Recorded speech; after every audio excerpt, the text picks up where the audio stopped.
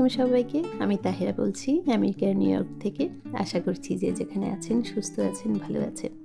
তো আজকের ভিডিওতে দেখতে পাবেন আমেরিকাতে আমি বাড়ির আঙিনায় বা ব্যাকইয়ার্ডে কী ধরনের শাকসবজি বা ফল গাছ লাগিয়েছি। তো আমেরিকাতে অলরেডি সামার শুরু হয়ে গিয়েছে। তো এখানে কিছু কিছু ফল গাছ আমি গত বছরে লাগিয়েছি, যেগুলো এবারও ফলন হয়েছে। তো আমি 2টা আপেল গাছ লাগিয়েছি। এগুলো তো অনেক ফুল এসেছে এবং ফলনও হবে মনে হচ্ছে। তো গত বছর এগুলোতে আপেল ধরেছে। এটা হচ্ছে যায় অ্যাপল সেপ্টেম্বর ওয়ান্ডার। তো এই আপেলটা খেতে অনেক মিষ্টি। আর আরেকটা আপেল গাছ যেটাতেও অনেক ফুল এসেছে আর ফলও ধরবে মনে হচ্ছে। আর এটা হচ্ছে পুঁজি আপেল গাছ। তারপর আরেক কোনায় আমি গত বছরে লাগিয়েছিলাম রাসবেরি গাছ, যেটাতে গত বছর তেমন ফলন হয়নি।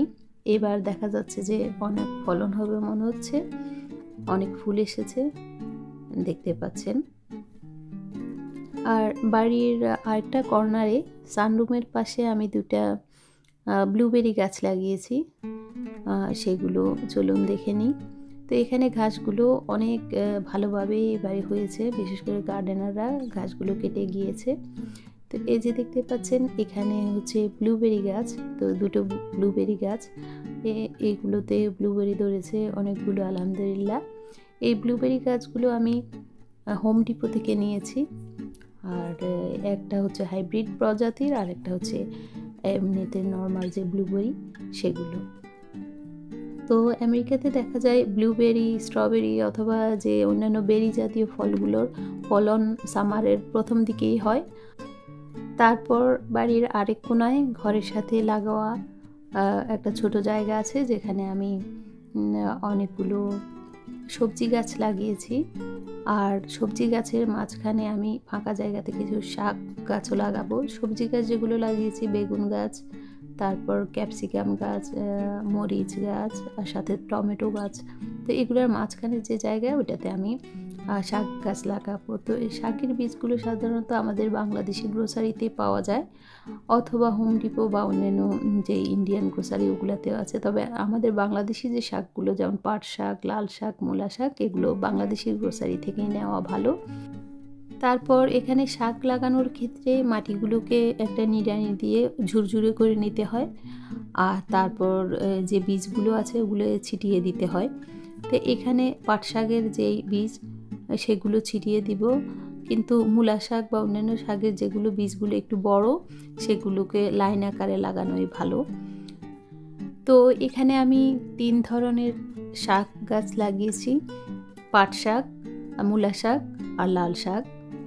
তো ছোট জায়গার ভিতরে যতটুকু শাক গাছ লাগানো যায় ততটুকুই লাগিয়েছি। তো এখানে বীজগুলো ছিটিয়ে দেওয়ার পর এর উপরে আবার যে পটিং মিক্স ফার্টিলাইজার অথবা যেটাকে জৈব সার বলা হয় ওটা ছিটিয়ে দিতে হয়। এই যে এখানে পটিং মিক্স যে সারগুলো ওগুলো প্যাকেট আকারে কিনতে পাওয়া যায়, আমরা হোম ডিপো থেকে এগুলো নিয়েছি। তো এগুলো উপর দিয়ে আলতো করে অল্প পরিমাণে ছিটিয়ে দিতে হয়।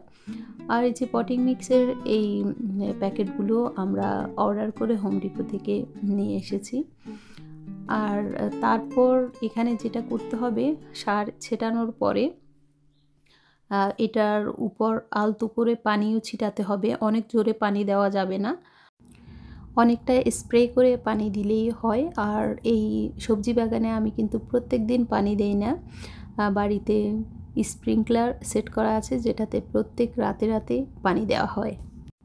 আর এখানে কিছু পুদিনা গাছ এবং ব্যাসিল গাছ আছে যেগুলো আমি গত বছর লাগিয়েছি। তো এবছর অটোমেটিকই এগুলো গাছগুলো সুন্দরভাবে হয়েছে দেখতে পাচ্ছেন।